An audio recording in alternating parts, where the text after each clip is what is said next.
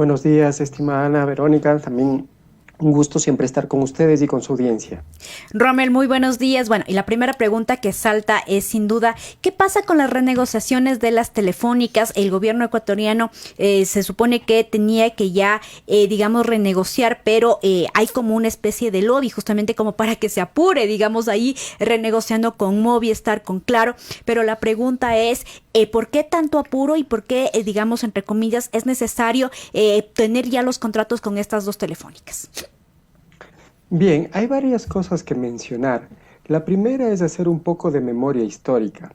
No olvidemos que antes las concesiones del espectro radioeléctrico se realizaban por 10 años y esta es la primera ocasión que se va a realizar por 15 años. En las dos anteriores negociaciones hubo críticas al entonces presidente del Arcotel, el doctor Juan Carlos Solines, porque había hecho una negociación muy por debajo de las expectativas del país. Se hablaba de una negociación de algo más de 52 millones de dólares que habría recibido el país por la concesión. La siguiente renegociación fue iniciada por el ministro de Telecomunicaciones, que era Jaime Guerrero, y concluida por el ministro Spin. En esa renegociación, el Estado ecuatoriano obtuvo por la concesión de esas frecuencias para 10 años alrededor de 495 millones de dólares, algo menos de esa cifra. Y el primer problema ahora es determinar cuánto valen esas frecuencias, cuánto vale esa concesión. Y ese es uno de los grandes desafíos al que nos enfrentamos como Estado, pero también frente al cual observamos con atención los ecuatorianos. ¿Por qué observamos con atención? Porque definir el precio del espectro radioeléctrico depende de muchos factores. Y hacerlo con transparencia sería más beneficioso para los ecuatorianos. Si se hace a puerta cerrada, si se hace sin transparencia y si se hace con apuro, como pretende hacerlo el gobierno actual del presidente Lasso, es muy posible que los intereses de los ecuatorianos sean perjudicados. Entonces, ahí hay unos intereses económicos muy poderosos que se están movilizando y hay también, digamos, intereses poco legítimos que se están activando para tratar de beneficiarse de una concesión del Estado que puede ser eventualmente desfavorable para los ecuatorianos. Si ustedes me permiten, me gustaría hablar de las declaraciones que ha hecho recientemente la ministra de Telecomunicaciones sobre el precio de esa concesión. Ella ha señalado que es una concesión que, teniendo en cuenta el tamaño del mercado, el precio del espectro, el tráfico en redes, la cantidad de usuarios que se tiene, en fin, no debería valer menos de 1.300 millones de dólares en favor del Ecuador. Es decir, esa concesión que es para 15 años no podría ser otorgada. Rommel, ahí tenemos una pausa. Un problema de telecomunicación con el internet. Se pausó un poquito, le escuchamos entrecortado la última parte, pero continúe.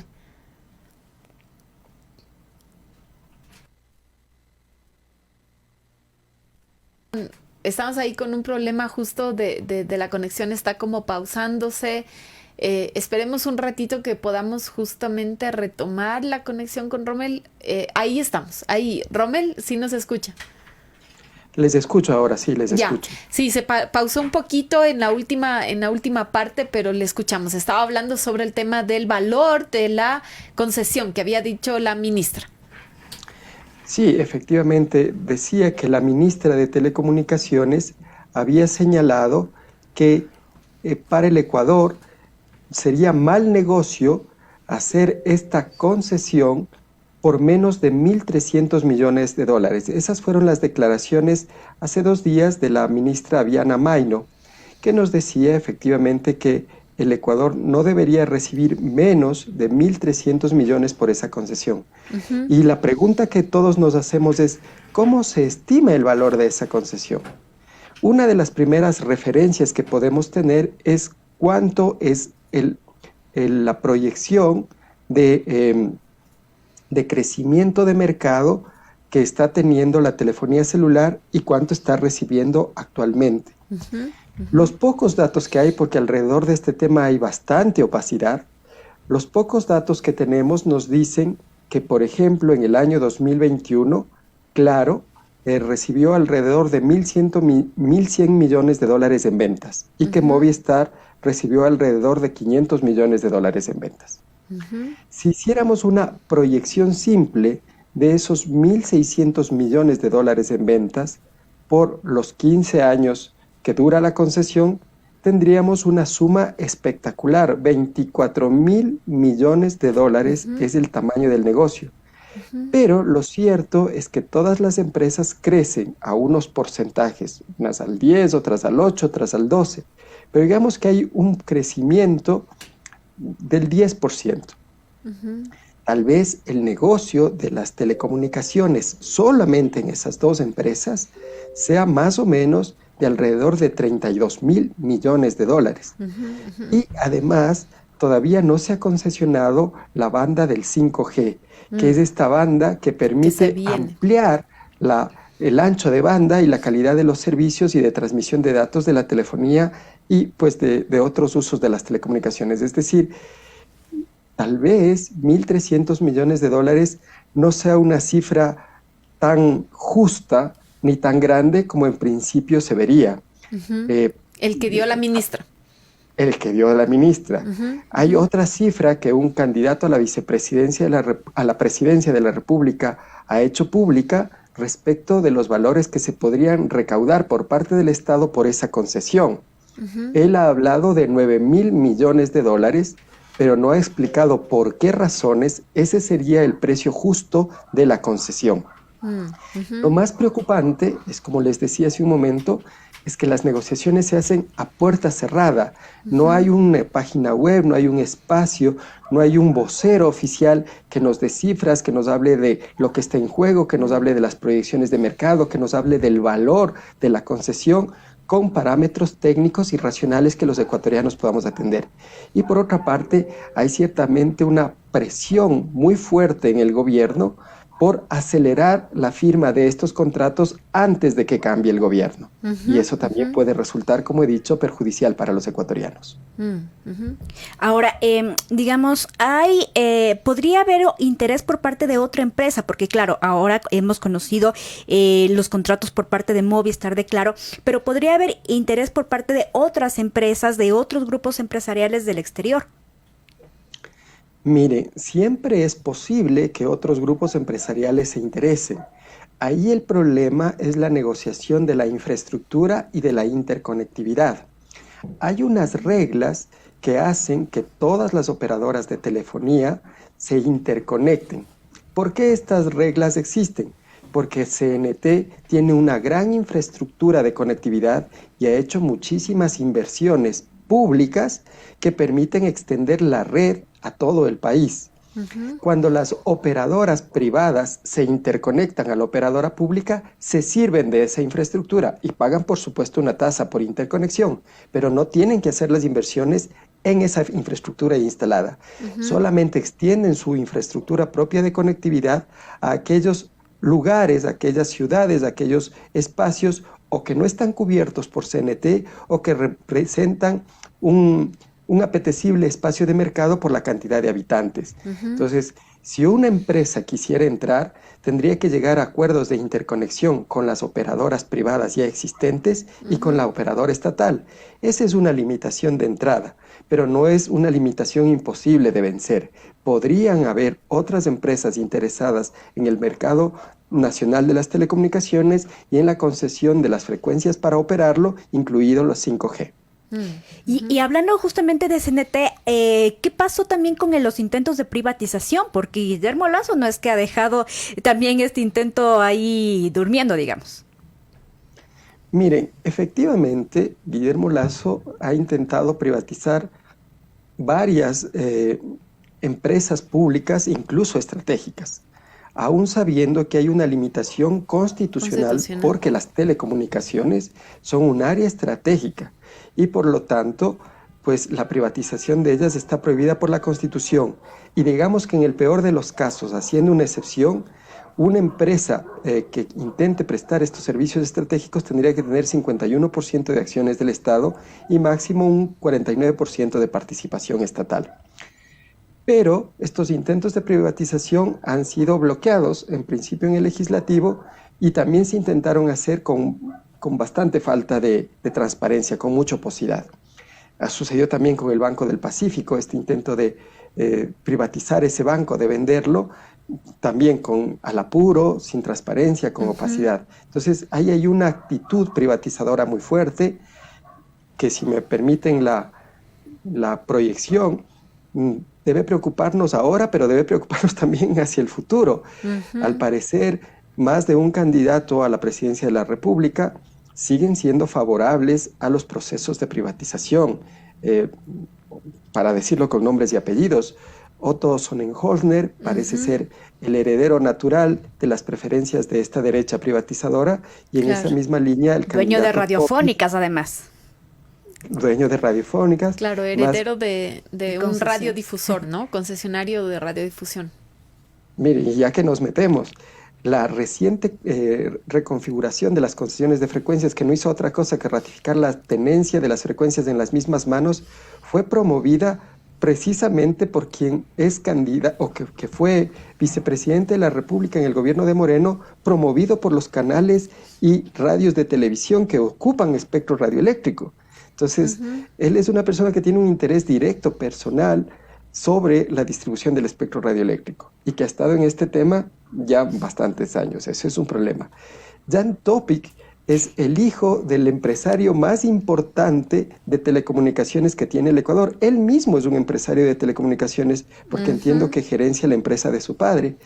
Y también, pues, el señor Villavicencio, que ha servido bien al señor Lasso, no hay duda de que continuará esta línea de privatización. Entonces hay que advertir a la ciudadanía que este tipo de candidatos, digan lo que nos digan, finalmente van a continuar en esta línea de privatización, incluso de sectores estratégicos, incluyendo las telecomunicaciones, hasta donde la Constitución y la ley les permita, aunque son tan audaces que incluso pueden trascender ese límite. Rommel, sobre el mecanismo, digamos, de esta negociación, o sea, ya dijimos que se ha dado por debajo de la mesa, o sea, en un silencio, digamos, que en estos días recién ha generado un poco de discusión y de decir, bueno, ¿qué está pasando con estas negociaciones? ¿No? Se lo ha dado en un proceso de silencio total. Y es un sector estratégico y tan importante, digamos, por los recursos que implica, ¿no? Pero ahí hay un tema, que es que también el gobierno de Lasso ahorita está de salida, ¿no? Y que esto lo conversábamos justamente con Juan Carlos Solines, y decíamos, bueno, este momento el gobierno está saliendo y quiere dejar a una velocidad, digamos, impresionante y en silencio una negociación tan importante y por tantos años para el país. Entonces, ¿no sería, digamos, lo mejor que esa negociación la haga el siguiente gobierno que va a venir con las próximas elecciones?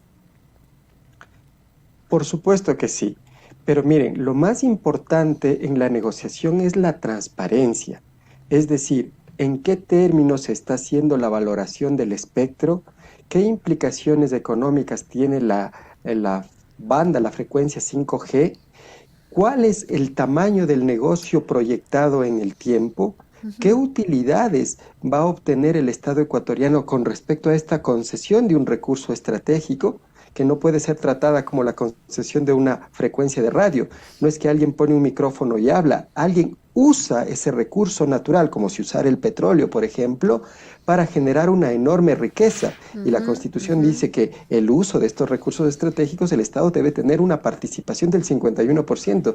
Hay que discutir esas cosas, pero no se abre esa discusión, no hay transparencia al respecto. Y si me permiten el símil, me acuerdo de la renegociación de la deuda que se hizo en 2020 con el expresidente Moreno y Richard Martínez a la cabeza. Y la uso como ejemplo para señalar lo que podría pasar aquí. Faltaba poco tiempo para terminar el gobierno de Moreno y Richard Martínez hace una renegociación en plena pandemia. Debíamos $13.800 millones en bonos, y esos bonos estaban en manos privadas, básicamente de banqueros nacionales e internacionales y otro tipo de accionistas. esa información es secreta. El gobierno de Lazo le hemos pedido que revele los tenedores de deuda y dicho que no se puede revelar, que eso es secreto. Bueno, los tenedores de esos bonos vendían en el mercado secundario esos bonos al 20% de su valor nominal. Debíamos 13.800 millones de dólares, más o menos. Esos bonos valían en el mercado secundario 2.700 millones de dólares. Pero ¿qué es lo que hace el ministro Martínez? Él, cerca del 30 de abril, paga 2.000 millones de dólares por adelantado a los tenedores de bonos. Eso hace que el precio de los bonos pase del 20% de su valor nominal al 45% de su valor nominal al 30 de abril. Y anuncia un proceso de renegociación con toda la voluntad de pagar del Estado ecuatoriano. En agosto de ese año, de 2020, se cierra el proceso de negociación y el Estado ecuatoriano reconoce el valor del 90% del valor nominal de esos bonos, cuando valían al 20% hace 6 meses, hace 5 meses. Claro. Reconoce el 90% y tira la renegociación hasta el año 2040. ¿Cuál es el resultado final?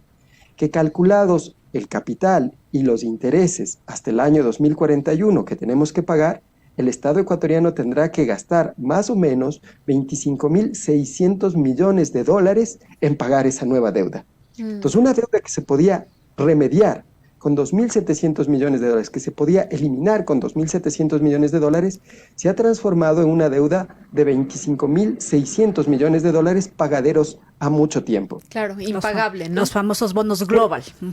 Eso hace que se recargue el presupuesto del Estado. Ahora mismo el servicio de la deuda es muy alto, pero en los siguientes años va a ser muchísimo más alto.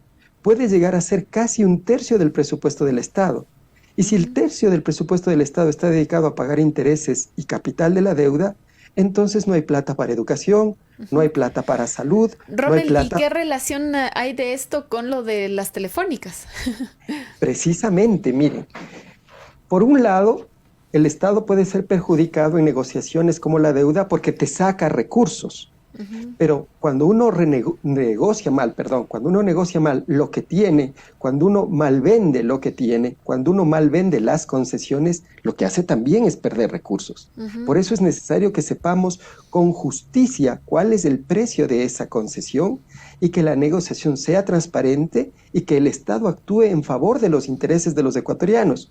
No como en la deuda externa que les he traído como ejemplo, donde se actuó en favor de los bonistas, tanto ecuatorianos como internacionales. Esos banqueros ecuatorianos y esos banqueros internacionales, esos inversionistas, entre comillas, nacionales y extranjeros que tienen deuda, pues han usado al gobierno como su principal beneficiario y negociador para recibir más ganancias.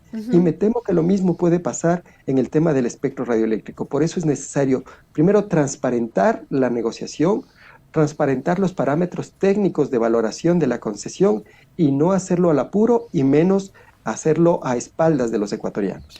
Y encima pagan bonos global con Galápagos. Un tema de los recursos bien complicado. Es otro tema, exactamente. ¿no? Digamos, como ya la deuda se hizo, pues ahí también interviene el tema de lo de colocar a Galápagos como parte de las garantías para la deuda. Entonces, Rommel, muchas gracias por estas claridades y esta información, digamos, es un montón de información ahí sobre esto y sobre la trascendencia, ¿no? De Vero, de este sector de las telecomunicaciones.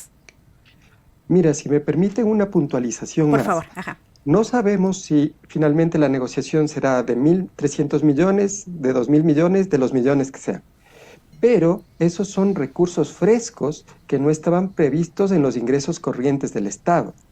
Y no olvidemos que vivimos una crisis en la que todos, absolutamente todos los candidatos dicen que una inversión pública implicaría un crecimiento y una recuperación del empleo, una mejoría de la seguridad, una mejoría de la salud.